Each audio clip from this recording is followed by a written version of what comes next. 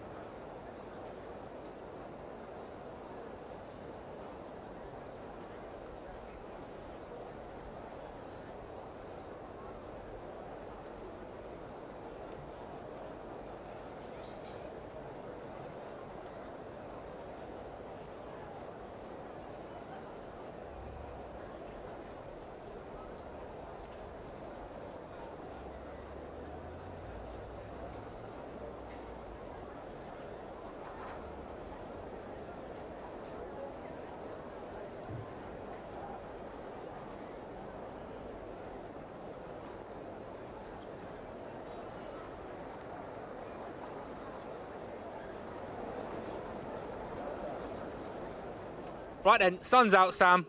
We're starting to get a little bit more optimistic ahead of kick-off. Stamford Bridge is building. Quite a lot of people turning up, getting their food and drink replenishments ready for it. Brighton and Hove Albion are a good side. We know they are. What do you expect from them? I think it's going to be a tough game. Everyone knows, Brighton have had an incredible season. You can't even pinpoint certain players because they've all been incredible this season. De Zerbi's come in. He's rejuvenated the side. They look like a top quality team. But like you said, the weather's a bit better today. Do you know what I mean? It was raining earlier. As soon as I got out of Fulham Broadway, the sun's out. So I'm feeling good today, man. There's a little bit. Blue skies above Stamford Bridge is never a bad thing. Obviously, yeah, we'll talk a little bit more about Brighton because they are a very good side, like you mentioned. Roberto De Zerbi's done a fantastic job since replacing Graham Potter a little bit earlier on in the season. Levi Colwill, obviously on loan from Chelsea at Brighton, unavailable today because of that loan agreement. It's a good place for players to go and develop, and you've seen that with Caicedo, with McAllister, with Matoma. It feels like they're a football club that are developing players for sort of the next level, which may be a little bit disrespectful because this is a team that could go on and play European football next year and probably surprise a few. Yeah, they have the trust and belief in the youngsters, and I think Colwill is a perfect example. Obviously, he wasn't starting when De Zerbi first came in, but he almost embedded him into the squad, started trusting him more and more. Started building the confidence, and like you said, they've got young players like Caicedo, who's also doing that. They've got Ferguson coming in as well, who's an incredible striker. So I think that they all got that belief of not the underdog, but it's a different storyline of having the pressure of being a European side that is always expected to do that. They've got the pressure of, okay, this is what people have seen of Brighton for the last few seasons, where they've been challenging the top teams, and now they want to stay in that position, and it looks like they've been able to. They've been, they're kind of banded together with Fulham, with Brentford, teams that are perhaps, overachieved so far this season. But I suppose even that word itself is a little bit disrespectful to Brighton in terms of the overachievement, because people go, they've had a good season or whatever. But like we mentioned there, because of the younger players, because of the players that they've got within the squad, and even a youngish manager, a manager that's still got a little bit to prove in European football, did a great job at Shakhtar Donetsk, but a manager that is still learning the league.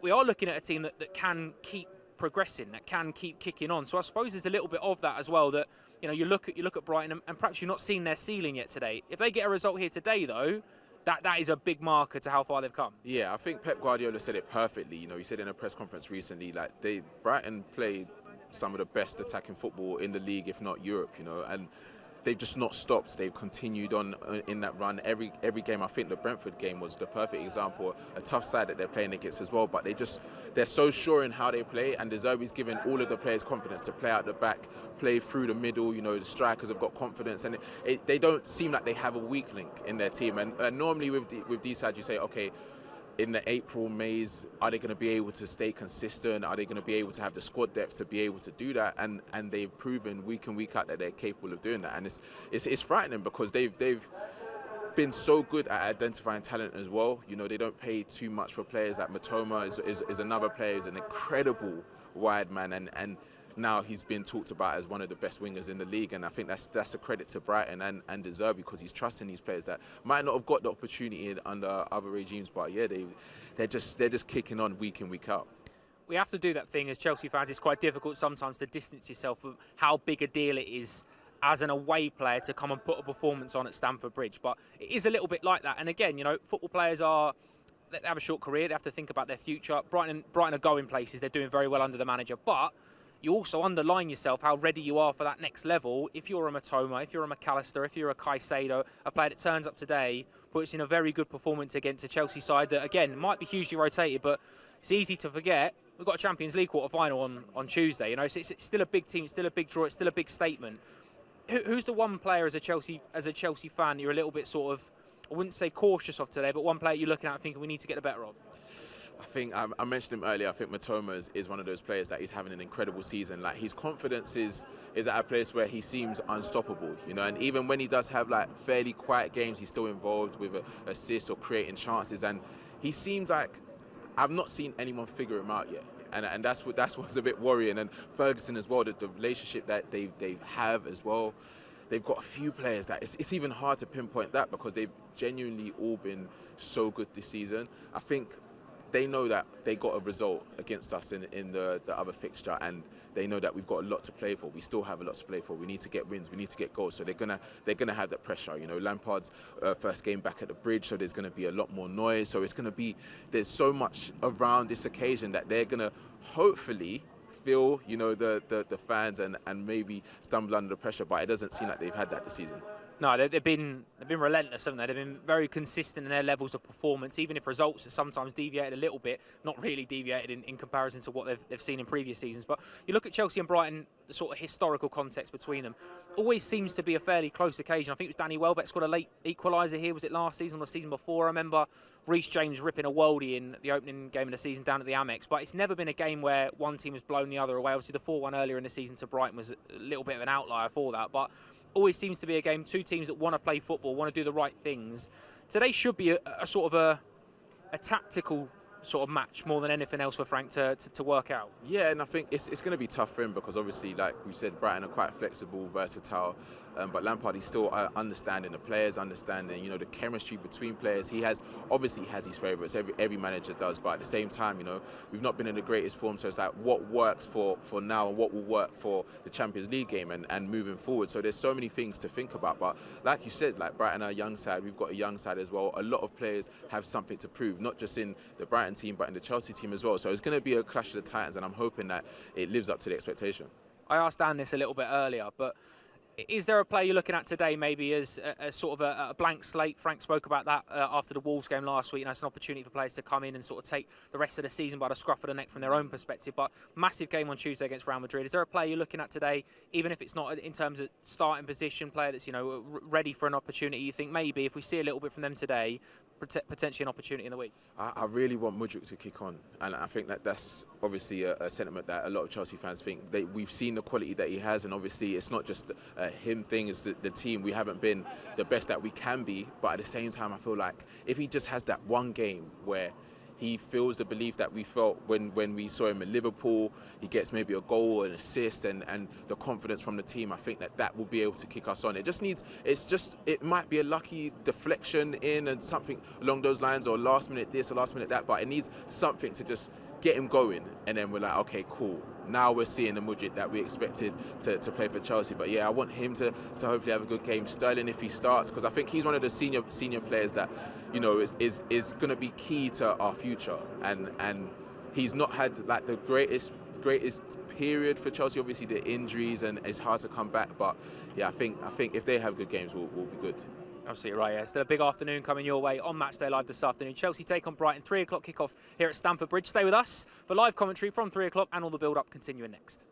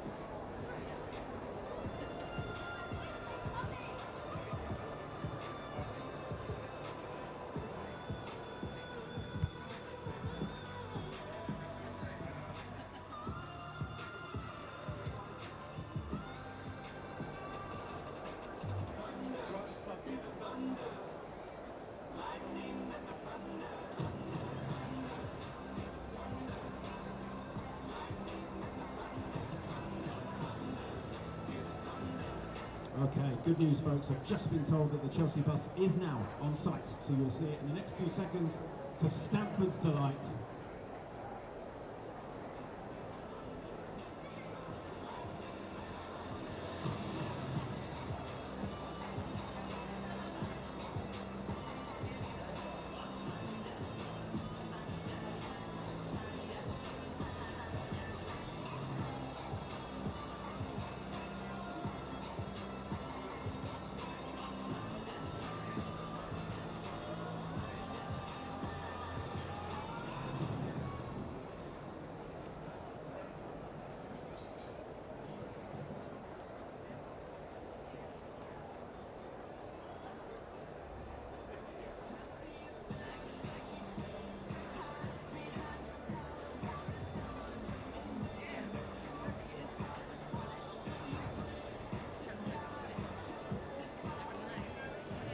Right on cue. Here they are, folks.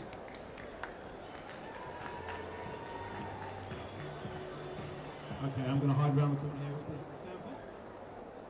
I'm going to name everybody as they get off the bus, so shout and scream and give the guys as much love as you possibly can.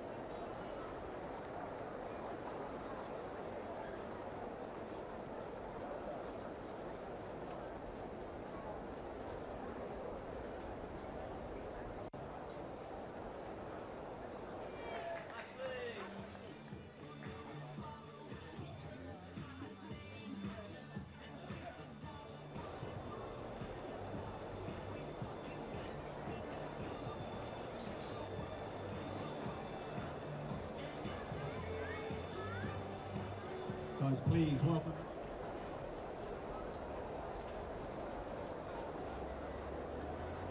And here comes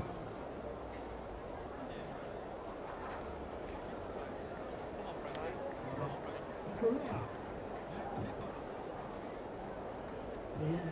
Go back. Cesar Azpilicueta. Hakim Ziyech. Peter Pulisic. Conor Gallagher. Christian Pulisic, Benoit Badiashile, please welcome Gaga Slonina, followed by Edouard and Mark Cucurella. Please welcome Ben Chilwell and Mikhailo Mudryk, followed by Trevor Chalobah and Raheem Sterling. Welcome Wesley Fofana, followed by Joao Felix and Mason Mount, Reece James.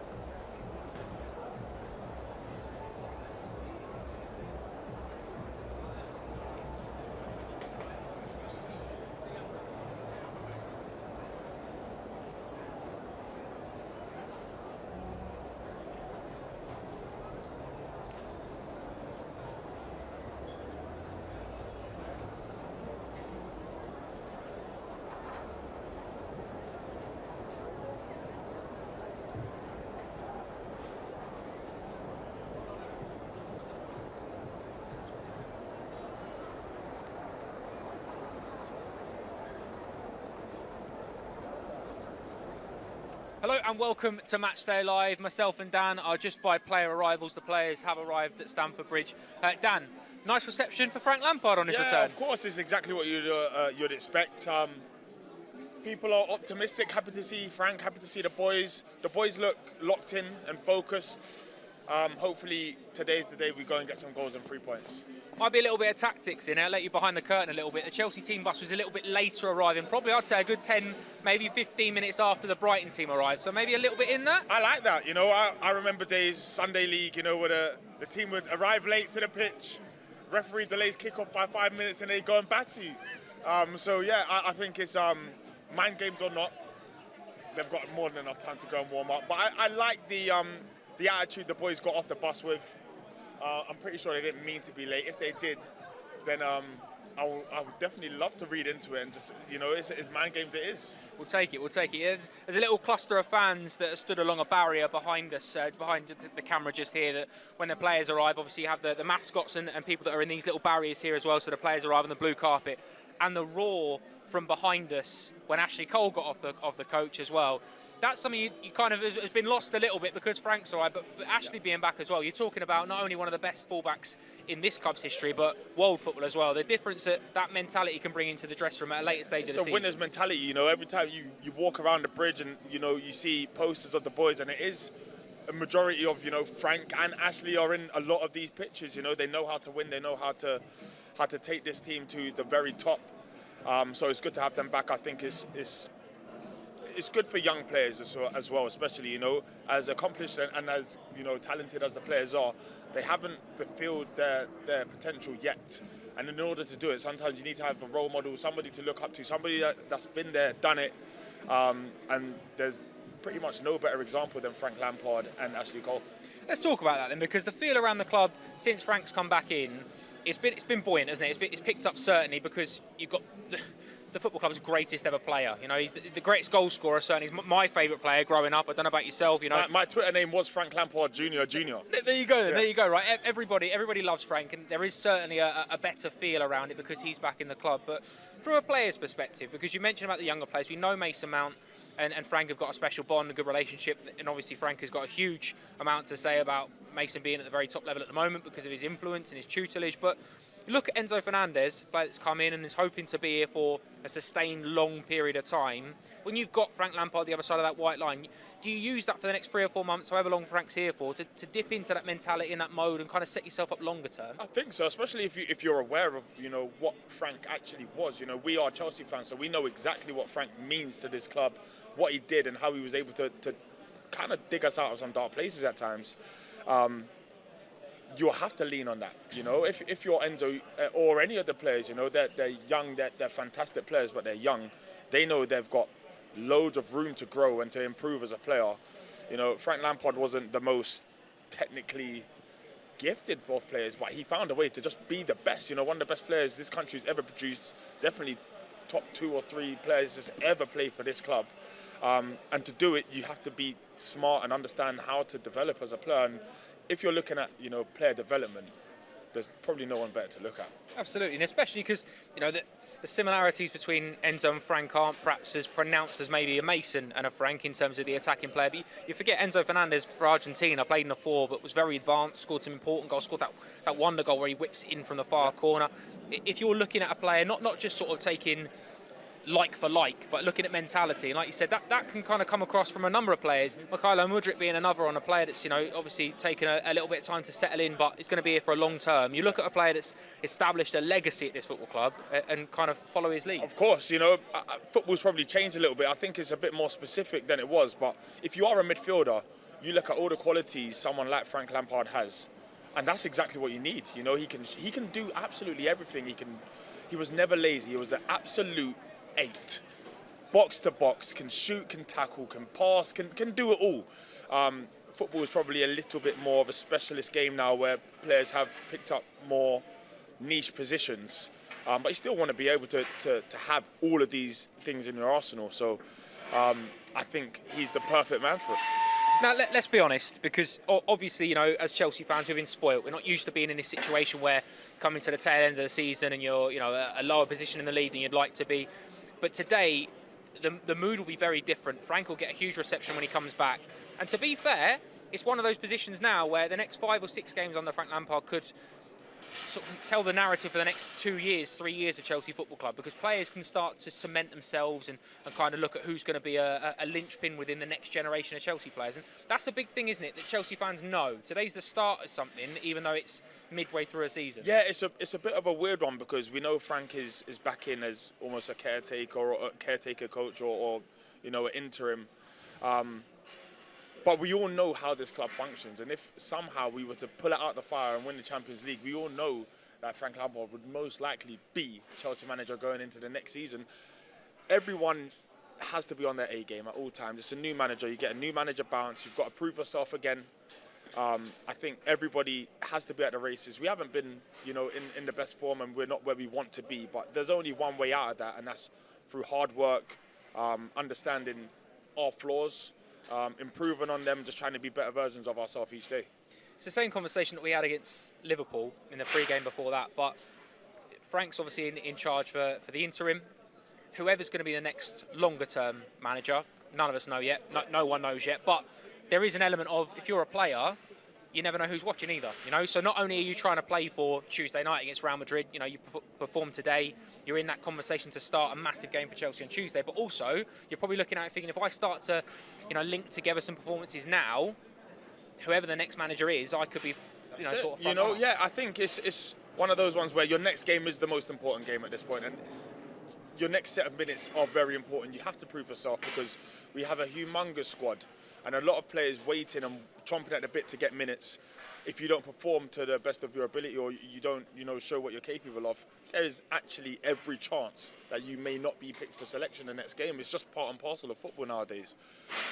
So it's imperative that the players get out there. You know, not every game can you be at your best, but you have to try your hardest to affect this game as best as you can. If you're looking at a specific player, obviously Team News will be with you imminently on Matchday Live, so make sure you stay tuned for that. But if you're looking at a specific player, maybe could be an impact off the bench, could be if they get the nod to start, because we don't know the Team News just yet. Is there anyone you're looking at this afternoon for a performance that could play their way into, you know? Yeah, leading? I mean, I'm expecting it to be a pretty changed team from what I would expect from last Wednesday and from this Tuesday coming, or whichever way around it was. I think it's going to be an attacking player to make an impact. I think we need goals, we need something, we need a spark, and I'm hoping that we'll get it from Christian Pulisic. Very nice, very nice. Yeah, still plenty of build-up today as Chelsea take on Brighton and Hove Albion in the Premier League at Stamford Bridge. It looks like blue skies are starting to open up a little bit if we don't look that way. Anyway, I'm going to go that way and meet Sam by the entrance, hopefully in the sunshine, as we continue to build up to Chelsea and Brighton on Matchday Live. Make sure you stay tuned.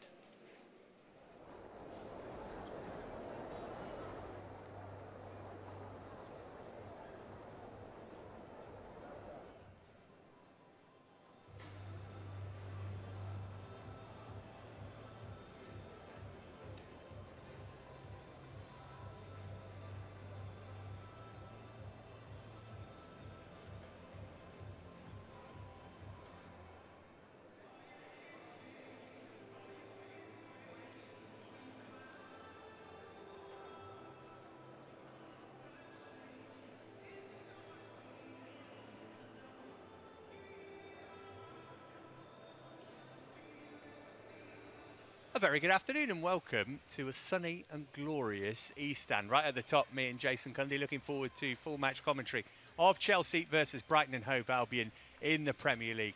Jace, given what's happened in the league with Chelsea this season, you could be forgiven for coming here thinking, oh well, we're just plodding on. But the fact that Frank makes his big return today, that's what makes this game special, right? Yes, it does. Good afternoon, everyone. Good afternoon, Matt. Absolutely.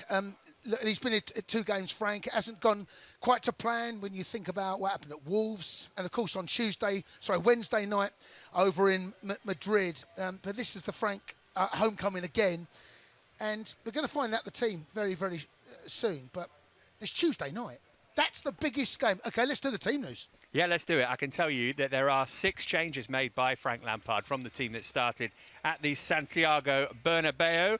Coming in are Badiashile, Chalobah, Zakaria, Pulisic, Gallagher and Mudryk, replacing James, Silva, Koulibaly, Kanté, Kovacic and Felix. So it's Kepa in goal, Fofana, Badiashile and Chalobah as a back 3. Jace, you can put me right on this, but I'm going to say Pulisic right wing back with Zakaria and Fernandes in the middle, Chilwell left wing back, and then Gallagher, Sterling and Mudryk. he was always going to mix it up, wasn't he, for this game? We were never going to see Thiago Silva or N'Golo Kanté involved in it. Any big surprises for you in the team that he's picked? Good to see Zakaria back, actually. The forgotten man, and he's been very, very unlucky. I felt he was slowly but surely growing into that bit of a monster in the middle of the park, winning vital tackles, setting up attacks, kind of that all-round midfielder that kind of hard to find. He picked up the injury, of course, against Fulham when Felix got sent off, and after that, because he's on loan, it feels a little bit like he's been out in the cold, a bit like Badia Schill in some ways, even though he's signed for us. But the pair of them are back. Good to see Badia Schill back. He's done nothing wrong. I think what he's found himself in a very, very unlucky situation. The fact that the Champions League squad was picked, and Fofana was coming back from injury. Silva at that time was fit, and I felt that maybe the thinking behind that was we need to bring Mudryk in there. If only 3 players could have gone into that Champions League squad, and you look at what's happened now.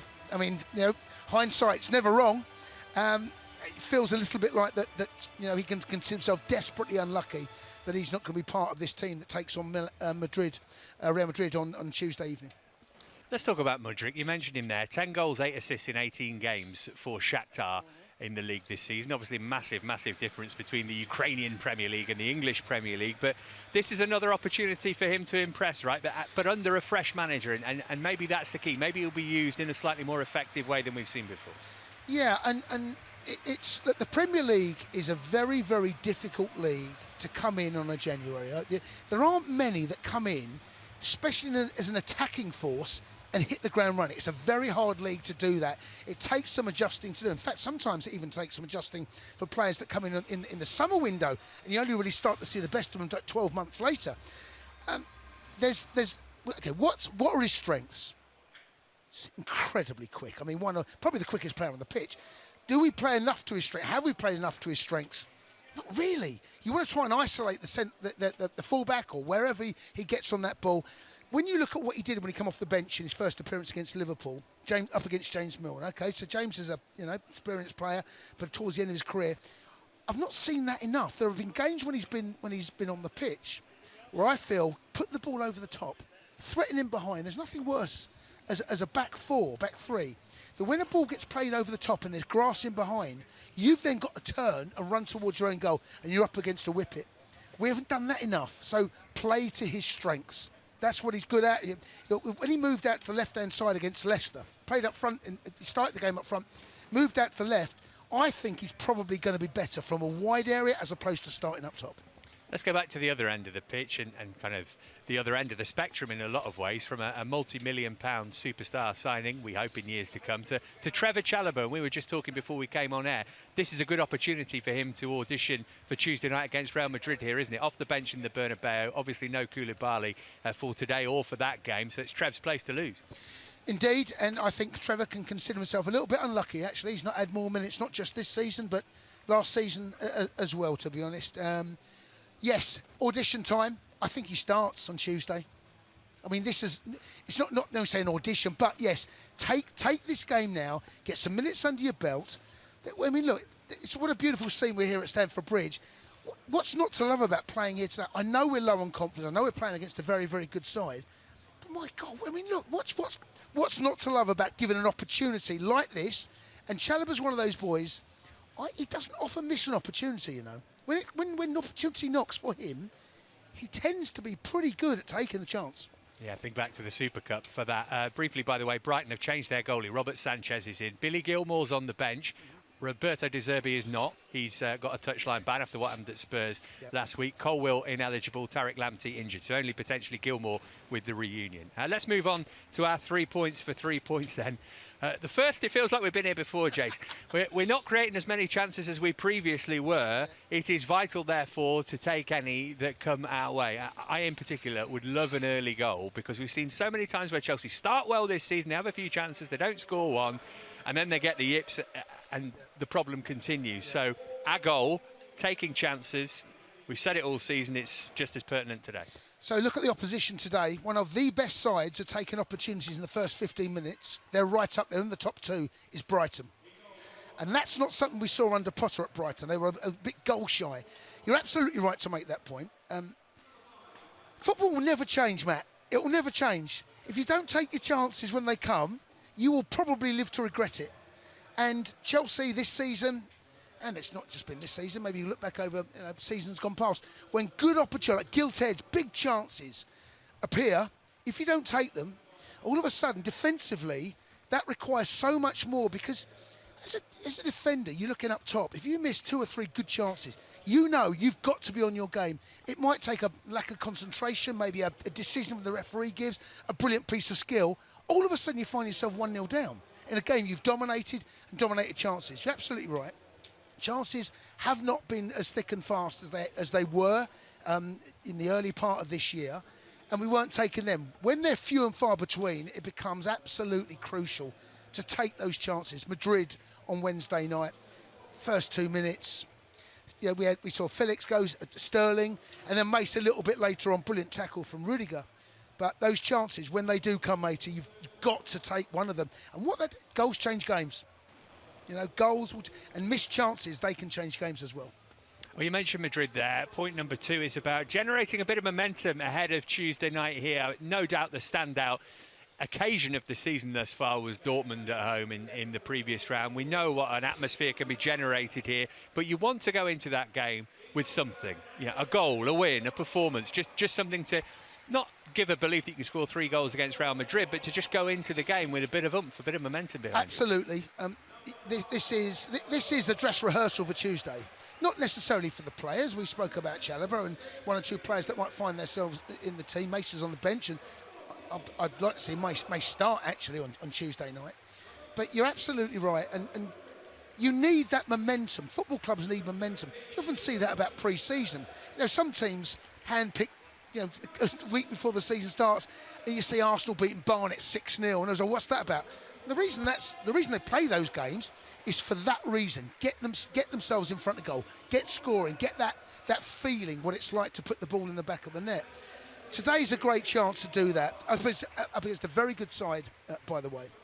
But this is the start of what's going to be a season-defining week. Tuesday night.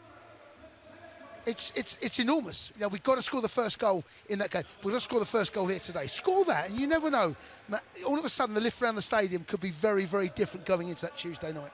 Sure could. Right, the third and final point, this is just as relevant for Tuesday as it is today. It is to defend set pieces better. We were all watching through our fingers when these two met at the Amex earlier in the season, and set pieces were a real problem. Generally, Chelsea really good defensively. Only the top 3 in the Premier League have conceded fewer goals this season, which is remarkable where you think where Chelsea are in the table. But you don't want to be vulnerable at set pieces. They've got the likes of Lewis Dunk who can pinch a goal. They've got Evan Ferguson who looks like a terrific player. You don't want to be handing them chances.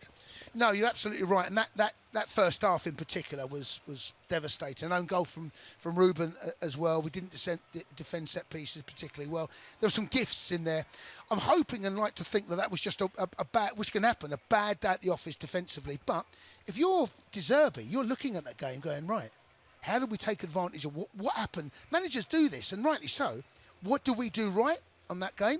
What do we do that we can do better in that game? And set pieces will be something that they're absolutely looking at. And you're right, we're a decent team defensively.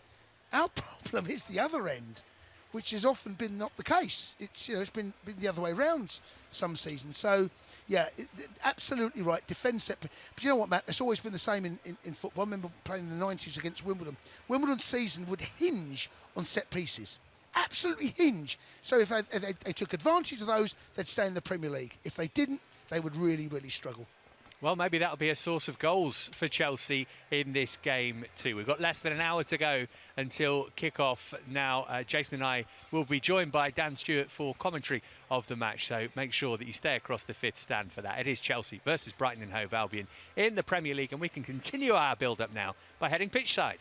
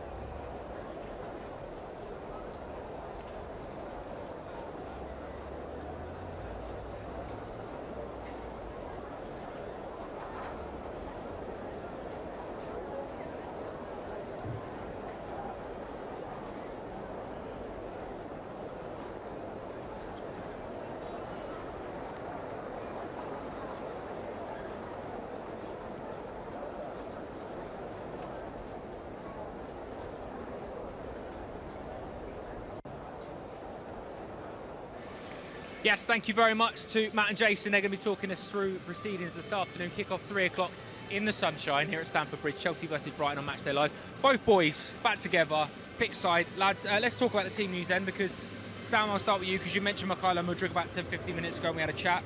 Opportunity for him to not only prove his worth today and prove that he's ready for this level of football and ready to play his part in the rundown, but also show a new manager very much what he's capable of. Yeah, this is almost a new start for him. I think it's been difficult, like I said before, to bed yourself in a squad that is changing all the time. It's hard to adjust, especially to a new league. You're very young as well, but Frank Lampard's showing him trust in a big game like Brighton's. This is a big game for Chelsea. Every game until the end of the season, I said it last week, that is a final, and I think now he's got that trust. Hopefully he can kick on. Manager that he knows as well in Roberto De Zerbi, played under him at Shakhtar Donetsk obviously, so a little bit in that as well, sort of proving not only to your new manager but also a manager that knows what you're capable of. Yeah, De Zerbi had really good words to say about him. He said that he can go on to be in that Ballon d'Or conversation, and that is a big thing to say about a player that's not yours anymore. He didn't need to say that, so he obviously knows that the quality is there, and Mudryk might be in the storyline where I want to show my old boss I still got it type of thing. Dan, let's talk about a manager that knows how to get the best out of Christian Pulisic in Frank Lampard. An opportunity for Christian as well today, because, again, same with Mikhailo Mudryk. You play well today, and a lot of these fans that are inside Stamford Bridge tonight will be expecting them to be starting on Tuesday evening. Yeah, I think Pulisic has been, unfortunate with injuries. He'll be happy to see Frank Lampard. He probably had his best form under Chelsea, under Frank Lampard. So hopefully he can refine that. We need something. We need a bit of a spark. The one thing that Pulisic always brings is, energy in the final third. He's willing to dribble and take players on, take risks, and I think we need more of that. But for some reason, we're not able to really do that final bit in the final third, and we haven't seen as much of him as we would have liked to this season. So hopefully he can come and make a difference for us today. Benoit Badiashile, I think, has been quite unlucky, to be fair, in recent weeks not to be in the side, because he's been, for me, very, very good since he come in January. And a player, again, we know he's unavailable for the Champions League in midweek, so probably a little bit of thinking towards that as well. But he's been fantastic. He is so composed. He plays way beyond his years. And I've been super, super impressed, like everyone else has, with just how good and composed he's been. He never seems to panic. He seems like a ready-made Thiago Silva. But I've been really impressed, and obviously because of Champions League and different competitions, you want to be able to play players into form. And if you've got Koulibaly and you want to be able to lean on his experience. But I think Badiashile is definitely a big one for the future. Enzo is very much a mainstay of this Chelsea team, already under 3 different managers now, in Graham Potter and Bruno and then Frank as well. But a player as well that you kind of know that you're building a team around Enzo. So you look at different options, you're looking at those partnerships to form and to connect with. Maybe another opportunity for him as well today, alongside Conor Gallagher, to sort of almost balance each other out. Yeah, he's been incredible since he's come to Chelsea. There was a lot of pressure on the price tag, the time that he was coming in. There's just always pressure when you're coming to play for Chelsea, and I think he's been one of those players that you can rely on, and I think we need that as Chelsea fans. When the results aren't going well, you want to look at players and say, okay, that's the type of response that you want to see, and I think he's going to be really important for us, not just for the rest of the season, but for the future as well. But games like today where, a result is needed, he's defensively, he's amazing. Going forward, he always finds that final pass. I think there was an incredible stat about how many times he switches the ball, and the accuracy as well is incredible. So yeah, I think it's going to be amazing today. We talk about, whenever Frank Lampard comes into the conversation with Chelsea, you talk about that team that he was a part of, the leaders within that dressing room, your Didier Drogba's, your John Terry's, Frank Lampard, Branislav Ivanovic, Gary Cahill. It's important, I suppose, for the players out there today. Kepa's got the armband on, Kova's worn it in recent weeks, and N'Golo Conte's worn it in recent weeks, Thiago Silva as well, Cesar Azpilicueta. It's important to sort of build that as well, isn't it? Those leaders within the dressing room, give them responsibility to say, look, things aren't going great. I need the older pros or the players that have been here for a little while now to show. 100%. Senior players, this is where they're most needed. It's great when everything's going great because everyone's in wonderful spirits. But as soon as things start to go wrong, you really need your senior players to be able to step up, and remind players that they've been here before. It's just a rough patch, and we'll get through it. Problem is, we have such a young squad now, and our football is, I think, just getting a little bit younger. When you look back at, the days of Frank Lampard, the primes were probably in and around the 30 mark. Maybe above 30 is where you're going to get your best football. Now it seems that, players are hitting their peaks a little bit earlier.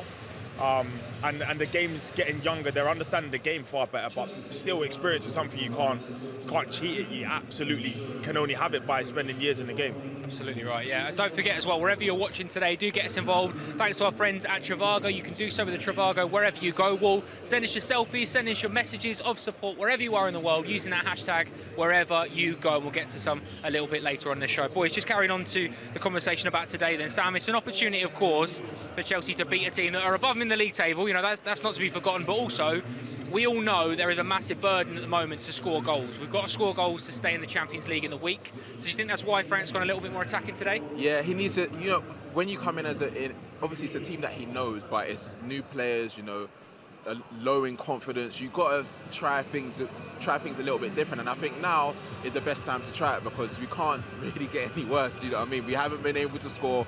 We're creating chances, but you're seeing a lack of, you know, what's the word I'm looking for? Just decisiveness, like in front of goal. We haven't seen that from a lot of the players, and I think now you're bringing players in that in former teams and in former spells they've been able to score, like Pulisic. Like Dan said, he's had his best spell under Lampard. I'm hoping to see him go in and out of players and to get shots on target, and anything will do for me. You know what I mean? If it goes in off your shoulder, like anything, the back of your head, just get it in the goal.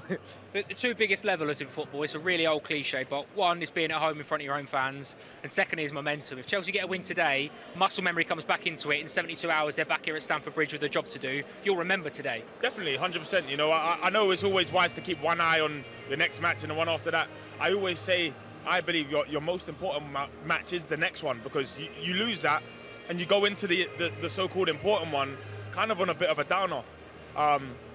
Go out there, give a good performance, get 3 points, and you're in better shape for it. You know, it's so much of this sport is still between the ears that, you know, positive momentum and you know, positive reinforcement, if you like, is going to play a key part. You know, if we get a win here and we have a good performance, all of a sudden the whole feeling around the place starts to change, and all of a sudden it's just like, actually, there's absolutely nothing to stop us beating Real Madrid 2-0 here, or 3-0, however many you want.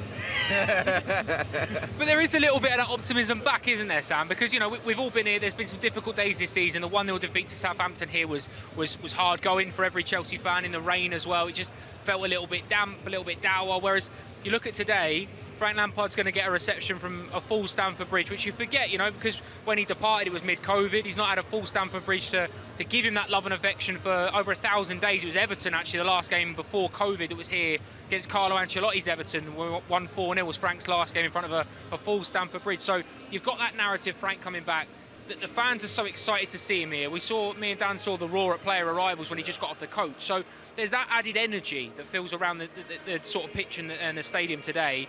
That does breed into the dressing room, doesn't it? Players know, players understand. When fans are on side, when fans feel it, they can suck the ball in almost. Yeah, 100%. We saw what happened against Dortmund. Like the atmosphere was incredible, and now with Lampard coming back, a club legend and a fan favourite as well. Like I've seen videos all over social media of fans like chanting his name. Like he was one of our best players ever. So him coming out in the dugout and the fans seeing like a sense of belief in him and knowing, okay, he knows what it is to be Chelsea, and even he's been through everything with the club. He's been through the down times, he's been through the ups, and now we're in the down period, but he knows what we need to get us back there. So it's just about the fans getting behind him and believing in him. That's what's important, isn't it? Because I was lucky enough to speak to Frank after the Wolves game last week, and he spoke about setting levels, about what it means to play for Chelsea, about there's a minimum expectation when you're a Chelsea player. And when that comes from a player that's been there and done it and set the example, that's not lip service, that's I've shown you that's how it's to be done. That's it, he's done it, he's been here, he's done it, he's taken this club to the top, the pinnacle of the sport. He is the person that all the players will definitely listen to, you know. I think they would listen to and respect any manager that's in front of them. But when it is someone like Frank Lampard who has done it before you, and in recent years as well, I think you listen that little bit more. I think the players just need to be brave today. I think we need to really try and attack this game. I think we've kind of second-guessed ourselves sometimes in front of goal. And if we don't, you know, get an early goal, sometimes you can feel it around the stadium. Sometimes it begins to get a little bit airy, and it's like, uh-oh, is it going to come again? We need to be brave, ruthless, not really care about what Brighton are bringing to the table. Go after them. Conor Gallagher's another one as well. Conor's spoken at length. You know, he's a Chelsea boy, born in Epsom, not too far from here, been at the academy for however many years. Massive Frank Lampard fan. All his family are Chelsea fans. important for him as well on a day where Frank Lampard's going to get that recognition, Connor to be starting and almost say, well, I tell you what, you could be the next one on that list of ones that Frank trusts, and that's huge. Yeah, definitely. And I think Connor's one of those players that the fans and everyone can say that he always gives 100%. Like, regardless of how the game is going or how his game is going, if he has baggy touches, he's always going to give 100%. And you need those in games like this. You know, Brighton are a quality side. Like, they don't really have a weak area, weak link, and these are the type of games where you just need to get at them. You know what I mean? Like Dan said, you've got to be brave. You've got to know that regardless of, for us, we want the result, but it's the performance as well. It's got to match, and we're at a point now where we need great performances. Absolutely right. Yeah, I can feel it today. I think we're all feeling that new buoyancy. I feel a sense of optimism. Massive game in the week, but today is a huge game as well. Frank Lampard has only been in the job 10 days or so. He was speaking to the press ahead of this one and his return to Stamford Bridge.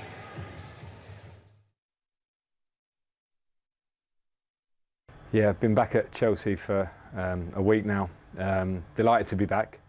2 tough games, and I was aware of the challenges coming back. And I think in the games there are things we can certainly improve going forward. And for us as staff, it's about getting to work quickly, trying to help the team, trying to push the team, and see that there are things that we can work on to improve. So it starts with a very tough game against Brighton, but players are ready. We're ready, so we hope for a good result. It's been a whirlwind of a week for me in terms of I was, in football terms, surprised when I got the call because, you know, it wasn't planned for me. I was at the time taking some time out, but it was obviously an opportunity for me that I'm really excited about. And I think it's clear that there are a lot of challenges when you come in midway through a season or towards the end of a season, and I was a player in those sort of situations, so I can understand some of those challenges. And one of the big benefits to me is understanding the club, knowing a lot of the players, knowing about Cobham. So it's allowed me to get to work quickly, and I'm hoping that we can see improvements in our game and results to go with that. It's a busy time for us, so the challenge of not being able to work on the training ground physically too much has been one of the things that we've had to get over. We have to try and get the message to the players of the things that we want, and I feel like they've taken that in. We need to see that now on the pitch, and for the Brighton game, of course, with the squad that we have, we'll need freshness, and we'll need people that maybe haven't played in Champions League in midweek, because they're a very good team. Very aware of that. They're where they are in the league for a reason, and we'll need a lot of energy in our game, a lot of aggression in our game, and some of that will come with freshness. So we'll see some changes to the starting lineup. I think football is always small margins and small details, and when you're in a difficult moment, as we have been now, in terms of results recently and performance, because we need to improve, you have to work really, really hard on the training ground, have a real focus on ourselves firstly, and every game and every opposition that we come up against. And I'm a big believer in when you do those things right, the moments will come that can change the feeling, can change the confidence, which then can help you really move forward. So we're working towards that. They don't just get given to you those moments, you have to earn them, and we're in that moment now where we need to earn it. Yeah, I'm delighted to be coming back to Stamford Bridge. It's obviously a place very, very close to my heart from my time playing, my time managing before. Everything about it, I'm really excited. I'm delighted. I'm very thankful to the support of the fans.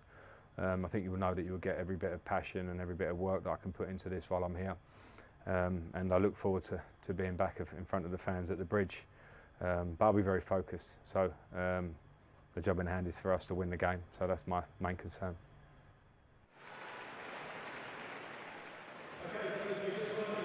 Wherever you go, Trivago is with us, and now they bring us to Stamford Bridge to follow the warm-up of the Blues for our match against Brighton.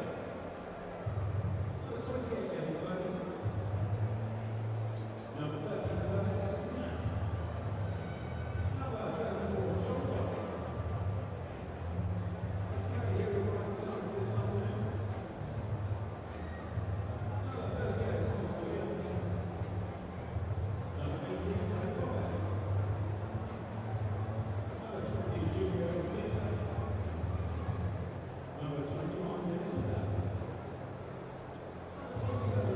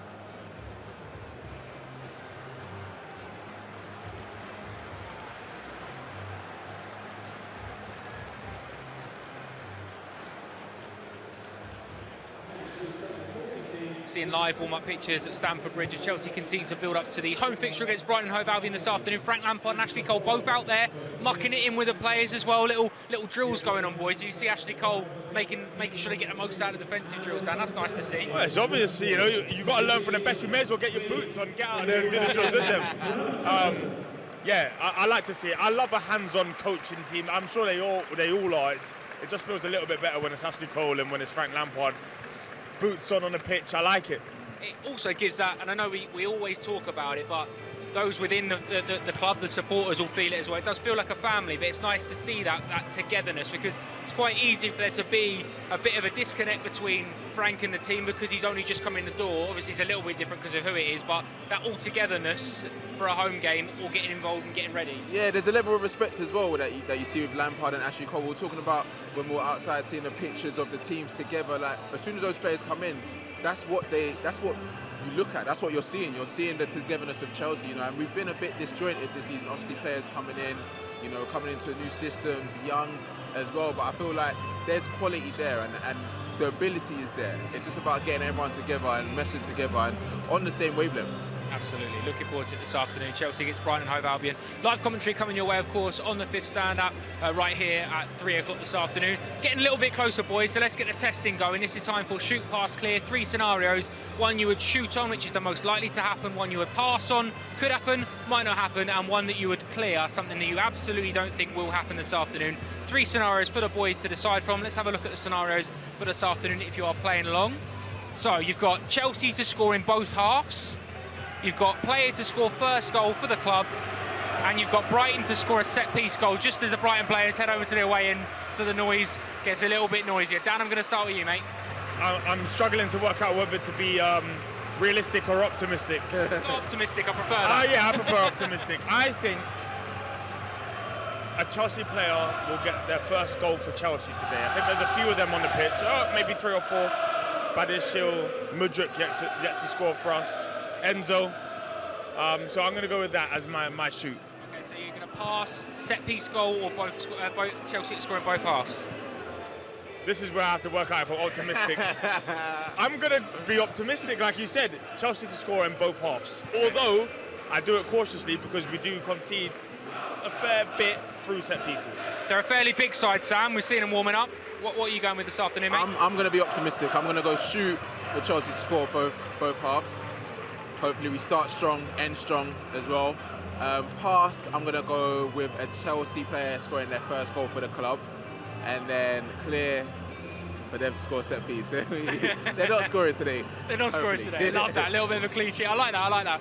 You've got off lightly, Sam, because you're going to go up and join the boys for first half commentary, so you don't have to do trivia. So I'm going to let you go now. I love that. Good luck. Good luck, guys. And then Dan's going to be the one. In fact, if you want to, you can head behind me, mate. It's not going to be awkward. You can go that way. It's fine. We know that you're going. It's fine. Yeah, you sound.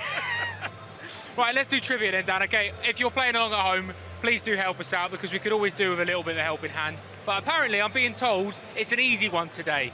So let's have a little look at the question, shall we? Let's have a look. So the question for this afternoon is: the last 3 players to join Brighton from us were all academy graduates. Name them. So name the last 3 players to join Brighton from Chelsea, all 3 academy graduates. Now, Well, academy graduates at Brighton? No, from here that have gone there. So Billy Gilmour's one. Yes. Tariq Lamptey's another. Yes. Now this is going to be a little bit confusing. I don't know if we've been done over here, because Levi Colwill is technically on loan at Brighton. It has to be that. That has to be the answer. Surely. We're not going to find out for a little while, but I think... Is it not? I don't know. I'm overthinking it already. I think that was the idea. I think that we overthink it and think a little bit too much. I think it's got to be those 3. Let's have a little think, and we'll get back to it this afternoon. Talk about Billy Gilmour. We saw him warming up here. Got a nice little reception from the Chelsea fans. Getting a player that Chelsea know a lot about. Not involved from the start today, but he's another one. You know, under Frank Lampard, he had played his best football. Yeah, exactly. He played a lot of minutes. He's obviously a very intelligent. I think the one concern was maybe his physicality, but he seems like he's even filled out a little bit. But what a player! You know, he was able to, what he did against Liverpool, how he dictated play there, how he kind of grabbed the game by the scruff of the neck, had Fabinho in his pocket. Not easy to do.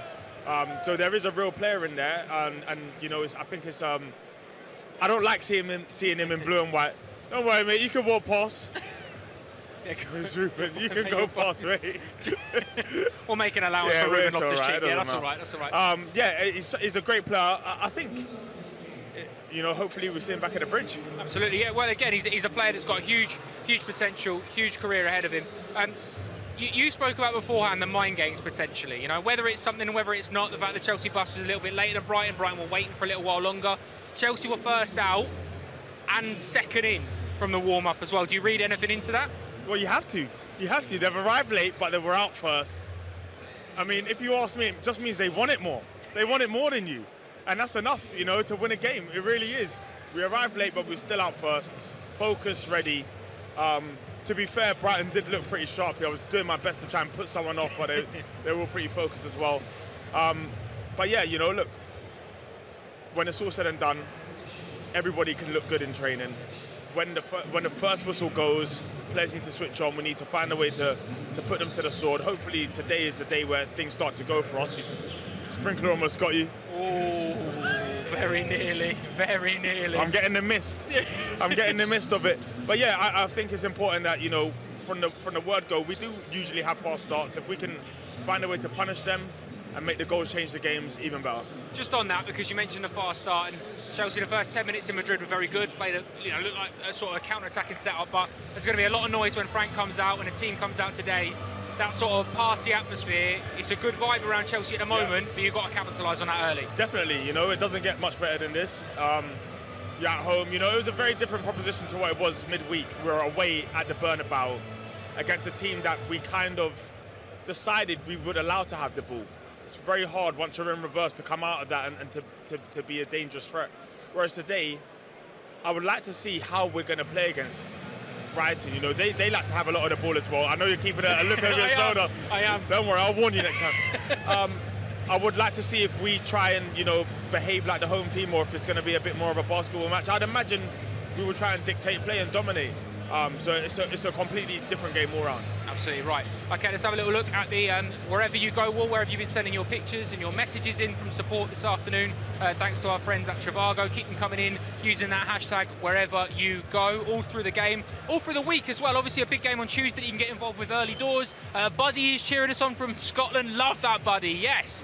We move as well. That's from Bassi and from Iceland as well. So yeah, wherever you go, use that hashtag wherever you go on social media. Send us your selfies, send us your messages of support. Chelsea gets Brighton this afternoon on Matchday Live. It is a massive, massive afternoon. Very, very quickly then, Dan. Team news is out. You've seen the players going through their paces. Who makes a difference?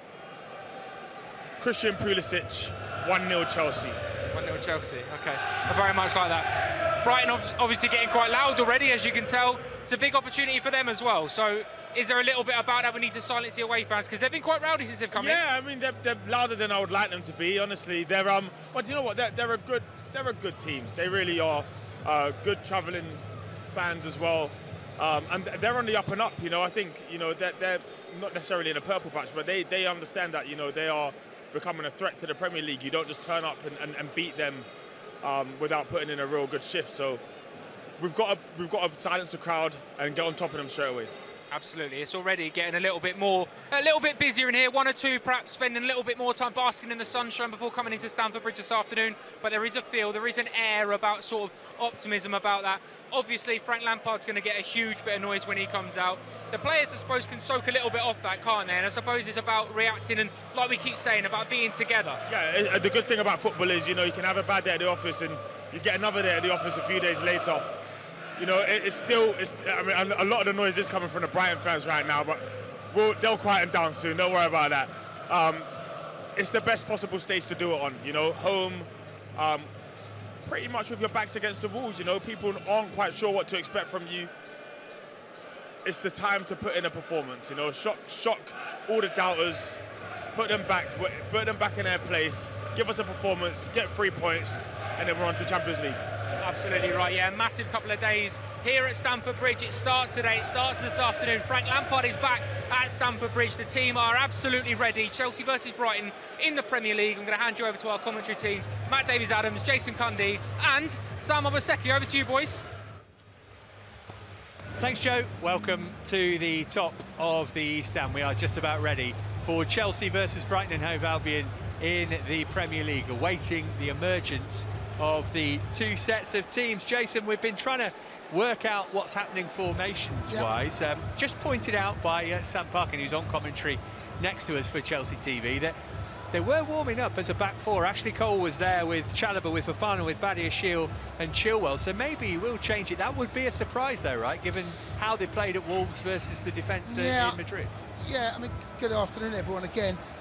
The four for me against Wolves, well, it didn't work. I mean, there's no point saying anything different. Of course it didn't work. I'll be surprised, but what we saw downstairs, and you pointed it out, yeah, they were working as a back four. So when they say working as a back four, what they do, it's just having relationships, conversations, if one goes across, the other one shuffles in, and so on and so forth. It's quite basic, but it was interesting the fact that they decided to do that. Then what that tells us is what the shape's going to be in front. Is it going to be a 4-2-3-1 or a 4-3-3? Then you look at the players that we've got. Well, you make a case because Pulisic's the only one that can play right wing back. That's the only, and he's done left wing back in the past. Can't remember playing right wing back, might have done, but then you start to try and sort the jigsaw out. You've got pieces there, and does this make sense? Can that make sense? The one thing I will say, I don't think if it is a four, if it's a 4-3-3, the Zakaria and then the Enzo and the Gallagher one. How does that? Does Enzo be in the middle? Gallagher right, probably Zakaria left. Or is it going to be a 4-2-3-1 where you've got Zakaria and Enzo, and then where do you put Connor? Where's Connor's place? Well, he's not 10. He might play high at the pitch to try and squeeze the pitch and that high press, which he's excellent at. So there's all of these questions that come back to us. Personally, I'd stick with a 3. Well, let me run you through the team. I've written it down as a 3. We've got Kepa in goal, Fofana, Badiashile and Chalobah. I'll say Pulisic for now is going to be right wing back, Chilwell left, Fernandez and Zakaria in the middle, then a front three of Gallagher, Sterling and Mudryk. The subs today for Chelsea, by the way: Mendy the goalkeeper, Kovacic, Aubameyang, Felix, Mount, Ziyech, James, Azpilicueta and Cucurella. So there is strength in reserve there, should Frank Lampard feel it is required. As for Brighton, they've got Sanchez in goal. We're assuming that Luke Steele is injured because he's not even on the bench, and he's been the number one before. Veltman, Dunk, Webster and Estupiñán is their back four. Gross and Caicedo will be in front of them. Mitoma, McAllister and March as a 3, and then Evan Ferguson, the central striker. The subs for Brighton: McGill the goalkeeper, Welbeck, Enciso, Undav, Gilmore, Van Heck, Buonanotte, Afire and Moran. There might be a few names that you're not familiar with there. There certainly were for me. The referee is Robert Jones. He's given the most penalties in the Premier League this season. Chelsea, the only team in the Premier League yet to concede a penalty this season. Let's hope that stays the same. Oh God, Matt, why have you said that? No, sorry. As soon as I started saying that. Why have you said that now? All right, well, the teams are in the tunnel. There's going to be a great noise here momentarily when they come out and Frank Lampard gets his homecoming. He didn't get the send-off that he wanted as a player, nor as a manager. That was because of COVID. But he will get the chance to be worshipped again at the place that he graced for so long and for so many years as well. Chelsea versus Brighton then. Teams in the tunnel. Brighton in their change strip today of fluorescent orange, which is a look, I think it's fair to say. Jason, what are you expecting from Brighton today? They come here still looking to get into the European places, of course. Do you think they can make it? Yeah, I mean, look, they're coming here, and if you look at some of the bookies' prices, they're coming here as favourites. And if you look at the league table and the way the two teams have gone of late, it's hard to disagree with that. So they're going to come in now. They had a very disappointing result and disappointing officiating last time out away at Spurs. In all honesty, they should never have lost that game, but they did. How do you go again? What happens now? How do you go again? This is a good side. They've got players all over the pitch. When I look through their team, there are players all over that. I like him, so I'll go for it now. Solly March, underrated. Got a chance with England call-up. Surprised he hasn't been linked more than he has, in all honesty. Alexis McAllister, World Cup winner. Pascal Gross, pulling strings in behind her. I know Trossard was one of those players that left. Pascal Gross was part of that team that really helped make him. Mitoma, gosh, I mean, we're talking about a player there that I expect to be playing next season Champions League football in one way or another. Casado, I mean, again, Arsenal wanted to spend millions on him. Ferguson, one of the brightest young centre forwards. You talk about centre forwards that Chelsea are after. You look at the type of player, he ticks a lot of boxes there. Esposito, I mean, even on the bench.